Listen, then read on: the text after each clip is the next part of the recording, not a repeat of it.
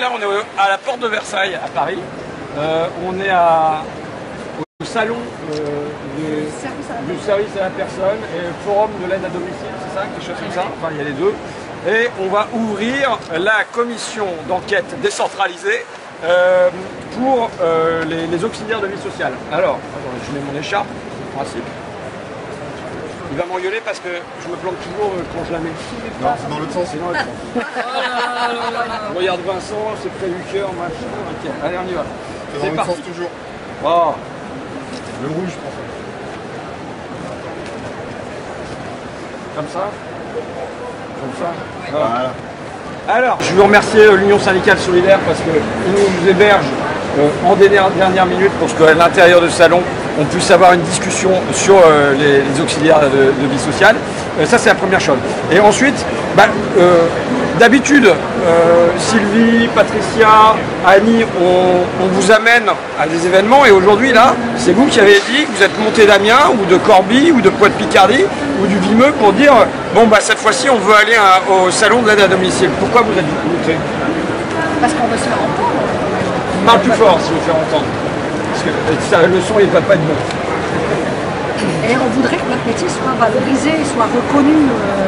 On veut une vraie reconnaissance, un vrai statut. Où est-ce que tu en es, toi, Sylvie? Toujours même. T'es sur quel statut? Alors, qu'est-ce qui se passe? Il se passe qu'on n'est pas reconnu, on perd du dossier, toujours pareil, on perd toujours du dossier en mandataire, enfin en prestataire, on nous met en mandataire. Qui peut m'expliquer la différence entre mandataire et prestataire et qu'est-ce qu'on y gagne, qu'est-ce qu'on y perd? Le prestataire, on est salarié d'une association. Ouais. Donc on a des déplacements, on a un contrat de travail, on a une mutuelle. Mandataire, c'est la personne. Ça, c'est prestataire. Ça, c'est prestataire. Mandataire, c'est la personne aidée qui est l'employeur. Donc on n'a pas de contrat de travail. Si la personne décède du jour au lendemain, on n'a plus d'emploi, on n'a pas de mutuelle, on n'a pas de déplacement. Plus d'ancienneté. Donc à chaque fois qu'on a un dossier mandataire, on repart au SMIG. Et alors là, la volonté du conseil départemental de la Somme, c'est de passer tout le monde. C'est qu'il y ait moins de prestataires et qu'il y ait plus de mandataires. Donc c'est d'aller vers le moins. Voilà.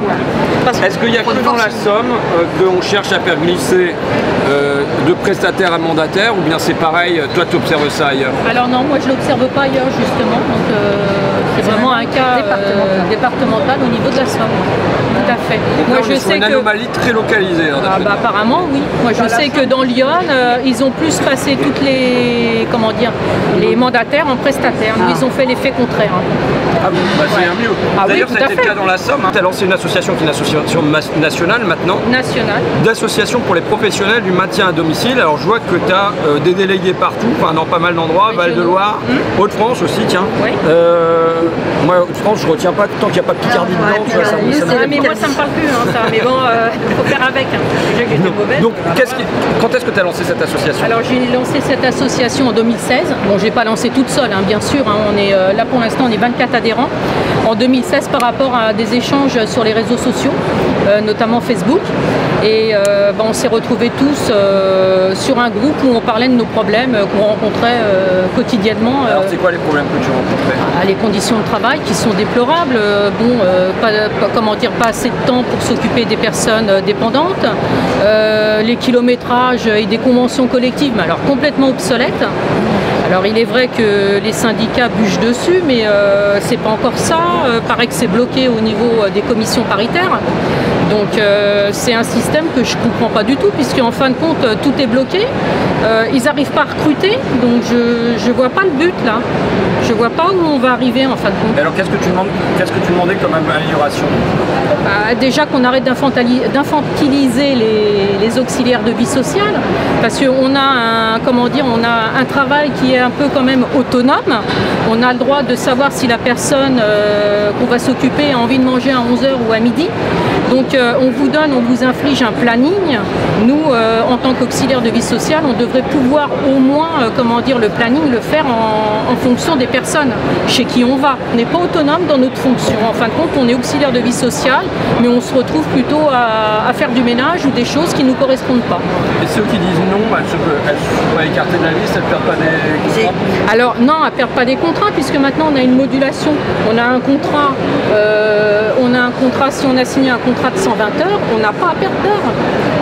Mais on dit non, mais par contre, le problème où il est, c'est que des fois l'association ou l'entreprise par derrière, au lieu de vous faire intervenir dans le périmètre de votre domicile, elle vous envoie à 20 bornes, comme ça vous fera les pieds. Il faut payer quand même.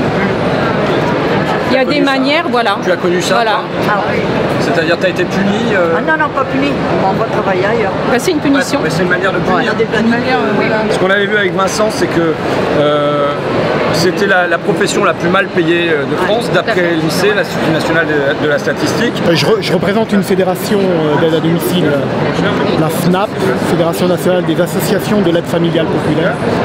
Donc on gère effectivement des structures d'aide à domicile associatives, bien sûr.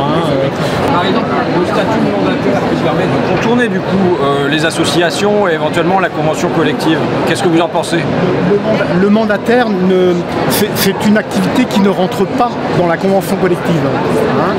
Elle dépend d'une autre convention collective, la convention collective des particuliers employeurs. Alors il y a le dumping à l'étranger pour les industries, mais il y a le dumping interne là pour les services qui consiste à dire on va contourner les associations sur lesquelles il y a une convention collective, il y a des frais de déplacement qui sont pris en charge, il y a de l'ancienneté, il y a tout ça.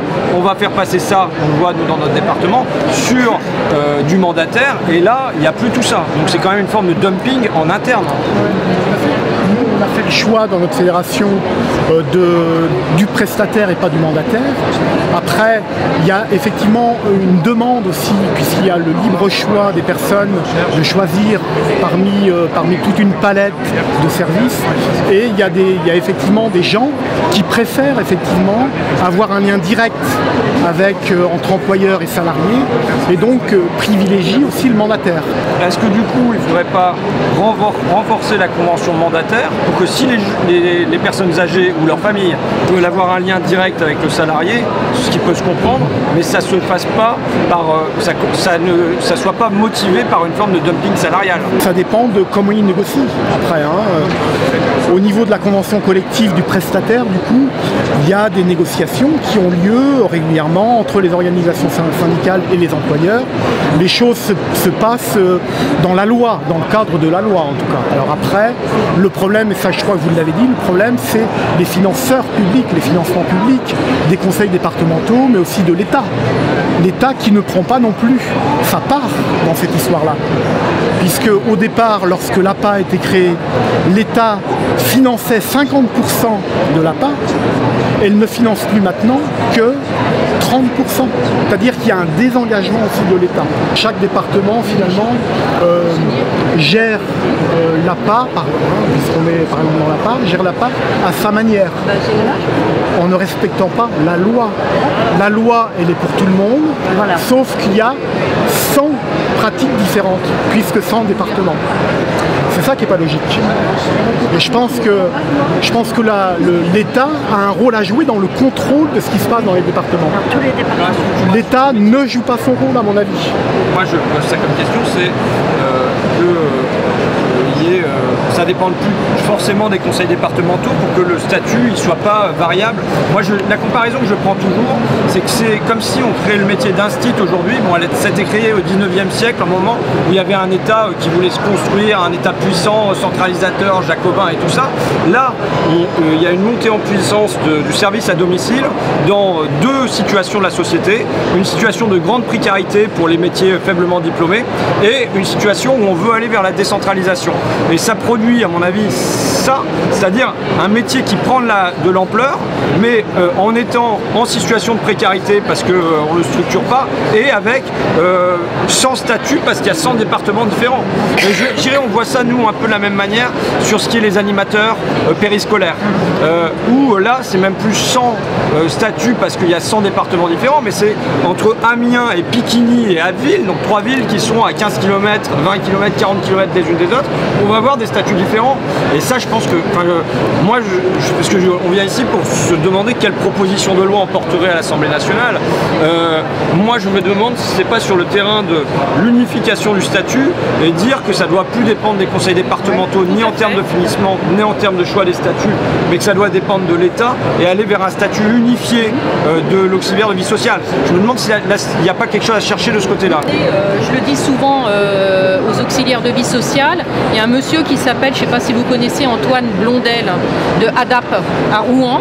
Regardez, il y a des interventions qu'il fait où il commence à mettre un système intéressant pour l'auxiliaire de vie sociale qui gérerait son planning, il fait travailler en équipe, etc. Je pense que c'est peut-être quelque chose à aller voir. Bon, on arrête la table ronde alors, voilà. Ça vous va? Et donc on va essayer d'aller, moi je vais essayer de déposer une proposition de loi qui va dans ce sens-là.